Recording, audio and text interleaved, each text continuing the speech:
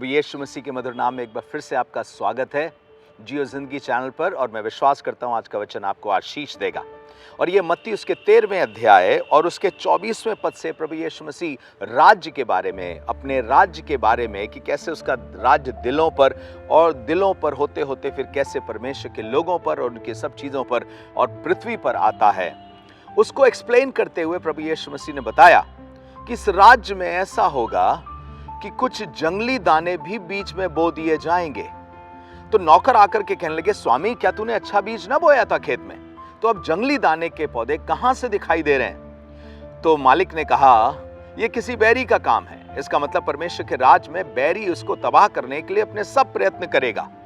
लेकिन हमें परेशान होने की जरूरत नहीं, क्योंकि आगे हम देखते हैं जब यीशु मसीह कह रहा है किसी बैरी का काम है, तो उसने यह भी कहा दोनों को एक साथ बढ़ने दो। ध्यान दीजिएगा, दोनों को एक साथ बढ़ने दो।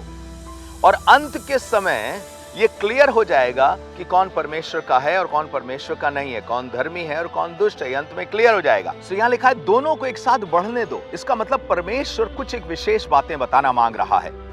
दुष्टता के बावजूद जो आपके आसपास फैली हुई है, वो लोग जो आपको दबाना चाहते हैं उनके बावजूद, वो दुश्मन जो आपको खत्म करना चाहते हैं उसके बावजूद, या कुछ झूठी चीजें जो कलीसिया में आ गई हैं उसके बावजूद, कुछ पॉइंट्स यीशु मसीह यहां बताना मांग रहा है। पहली चीजें बताना मांग रहा है कि अच्छे बीज को कोई बढ़ने से रोक नहीं सकता। यह जंगली भी बढ़ेगा, लेकिन उसकी उपस्थिति में भी धर्मी भी बढ़ता चला जाएगा। और इसलिए आपसे कहना मांगता हूं, जब यीशु मसीह कह रहा है दोनों को एक साथ बढ़ने दो, तो आप इस बात को समझिए कि आसपास की परिस्थितियों से यह मत सोचिए कि ये मुझे बढ़ने से रोक देंगी या दुश्मन मुझे बढ़ने से रोक देगा।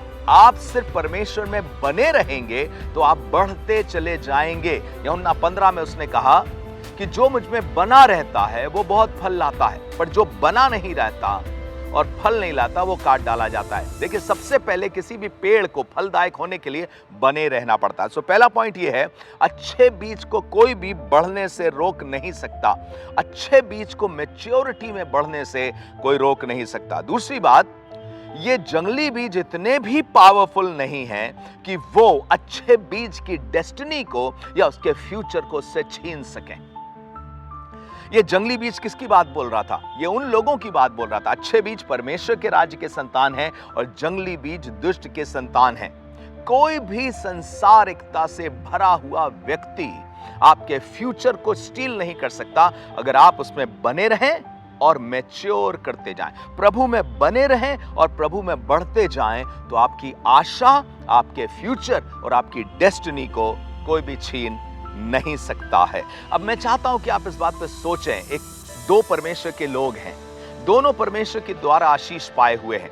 जब आप उत्पत्ति 16 अध्याय पढ़ेंगे तो इस्माइल को भी परमेश्वर ने आशीष दी और इसहाक को तो परमेश्वर ने पहले से चुन करके रखा था, जबकि उस समय वो पैदा भी नहीं हुआ था। और उससे ये कह दिया था कि सारा से जो पुत्र उत्पन्न होगा उसके द्वारा पृथ्वी के सारे कुल, या आने वाले समय में इब्राहिम के वंश के द्वारा सारे कुल आशीष पाएंगे।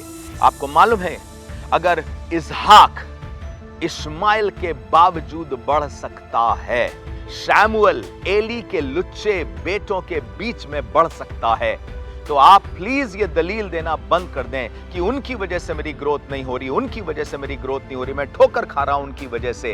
ये दलील सही नहीं है, क्योंकि प्रभु का वचन कह रहा है दोनों को एक साथ बढ़ने दो। इसका मतलब अच्छे बीज को बढ़ने से कोई रोक नहीं सकता और उनकी मंजिल को कोई छीन नहीं सकता। आप परमेश्वर में बने रहें, आप उसकी सामर्थ में बने रहें, उसके विश्वास में बने रहें। जहां आप रोपे गए हैं वहां बने रहिए और एक दिन परमेश्वर आपको बढ़ाएगा। God bless you. प्रभु आपको आशीष दे। जरूर से अगर आप परमेश्वर के संदेशों से आशीषित होते हैं, आप इसे दूसरों के साथ भी शेयर कर सकते हैं और सब्सक्राइब कर सकते हैं और लाइक कर सकते हैं। God bless you.